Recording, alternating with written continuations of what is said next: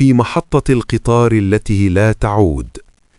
تخيل معي للحظة أنك تقف في محطة قطار ضخمة، الإضاءة فيها خافتة، والضباب البارد يلف المكان، وصوت دقات ساعة الحائط الكبيرة يتردد في صدرك كأنه مطرقة تضرب على أوتار قلبك.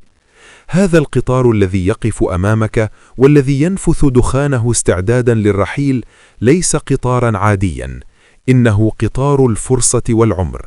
أبوابه مفتوحة ومقاعده الفاخرة تنتظر من يستحقها، من دفع ثمن التذكرة من سهره وتعبه.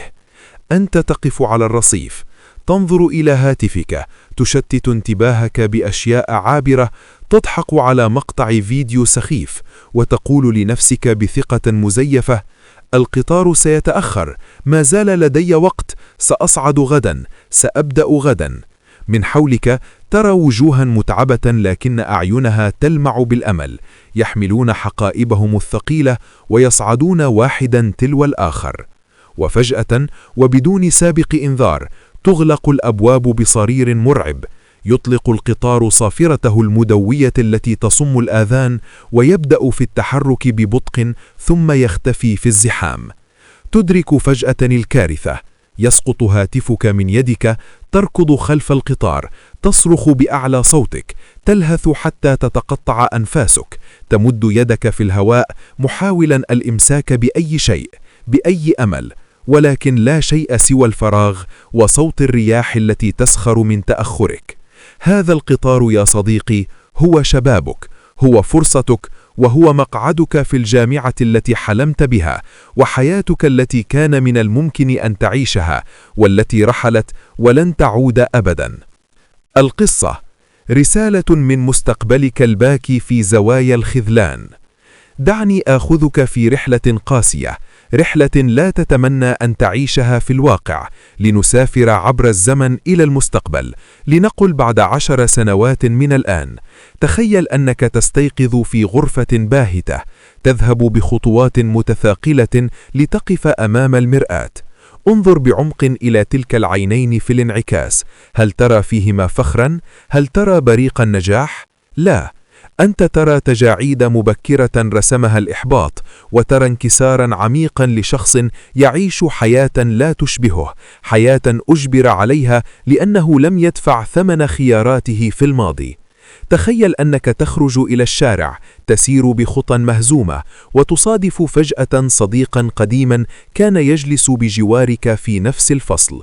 هو لم يكن أذكى منك، ربما كنت أنت تتفوق عليه في الفهم، لكنه كان يحاول. تراه الآن يعيش الحلم الذي طالما ملأت الدنيا ضجيجا بالحديث عنه، يرتدي المعطف الذي أردت ارتداءه، يقود السيارة التي حلمت بها، ويحمل لقب المهنة التي تمنيتها لنفسك. يبتسم لك بحب ويقول: أين أنت يا صديقي؟ ماذا فعلت بك الأيام؟ في تلك اللحظة لن تجد كلمات ترد بها، ستبتسم ابتسامة باهتة، ولكن في داخلك ستندلع نار تأكل أضلاعك، نار اسمها الحسرة. حينها ستعود بذاكرتك إلى هذا اليوم بالذات، ستتذكر تلك الليلة التي أمسكت فيها هاتفك لساعات تقلب في شاشات لا معنى لها، تتابع حياة أشخاص لا يعرفون بوجودك، بينما كان كتابك مغلقا بجوارك يبكي هجرانك. ستتذكر كيف أقنعت نفسك بسذاجة أن النوم لساعة إضافية لن يضر، وكيف تأجلت تلك الساعة لتصبح أياما وأشهرا ضائعة. ستتذكر كيف كنت تهرب من ألم الدراسة المؤقت لتسقط في فخ ألم الندم الأبدي، لكن المشهد الأكثر إيلاما لم يأتي بعد. تخيل يوم ظهور النتائج، تذكر وجه والدك، ذلك الرجل الذي انحنى ظهره في العمل ليوفر لك ثمن أقلامك وكتبك. تذكر وجه والدتك، تلك التي كانت تدعو لك في جوف الليل، والتي كانت تجهز لك طعامك وتنتظر بشوق لتزف لها خبر نجاحك. تخيل نظرتهم عندما يرون نتيجتك، تلك النظرة التي يحاولون فيها بشهامة إخفاء خيبة أملهم العميقة بابتسامة حزينة مرتعشة، يربطون على كتفك ويقولون: لا بأس يا بني، المهم أنك بصحة جيدة. لكنك تقرأ في أعينهم انكسارا وحزنا كنت أنت السبب فيه.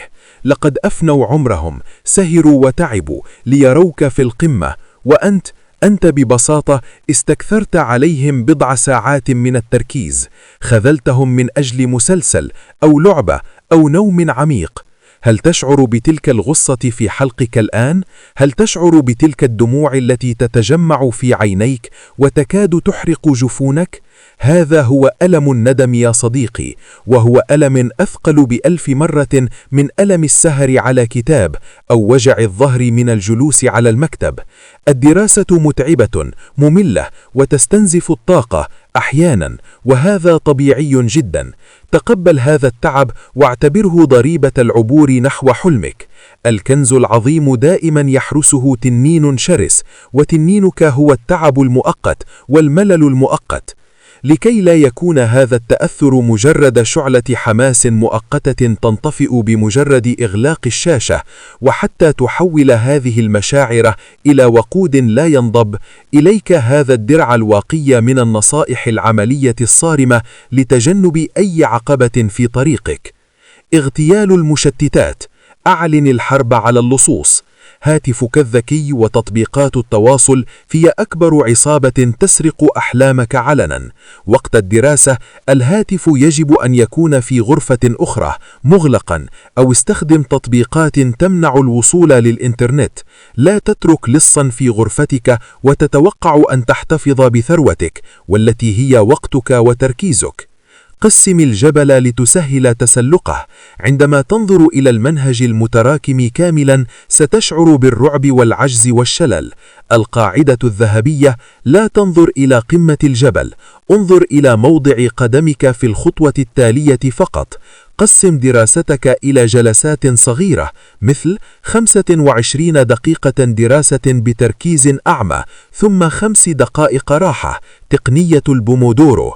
تصالح مع الألم والملل، ضريبة العظمة. من خدعك وقال إن طريق النجاح يجب أن يكون ممتعا طوال الوقت. الدراسة متعبة، مملة، وتستنزف الطاقة أحيانا، وهذا طبيعي جدا. تقبل هذا التعب واعتبره ضريبة العبور نحو حلمك.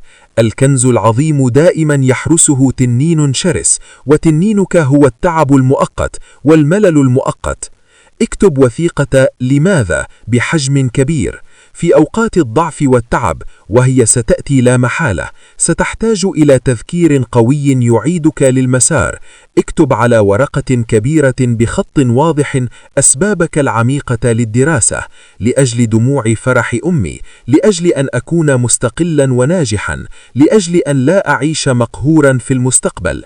علقها أمام عينيك لتكون أول ما تراه عندما ترفع رأسك عن الكتاب بيأس. صناعة بيئة الانتصارات. لا تدرس على السرير، السرير للنوم وسيجعلك تسترخي. جهز مكتبك أو طاولتك، رتب أوراقك، ووفر إضاءة جيدة. بيئتك تحدد نفسيتك، فاجعل مكان دراستك يبدو كمقر قيادة تصنع فيه مستقبلك. وكتابك ليس عدوا ثقيلا، بل هو سلمك الذهبي الذي ستصعد به لتنتشل نفسك وعائلتك إلى القمة حيث تستحقون أن تكونوا. قم الآن، لا تنتظر حتى بداية الساعة القادمة. اغسل وجهك بالماء البارد، افتح كتابك، وابدأ في كتابة الفصل الأروع من قصة نجاحك. العالم كله ينتظر رؤية ما يمكنك فعله، فلا تخذله ولا تخذل نفسك.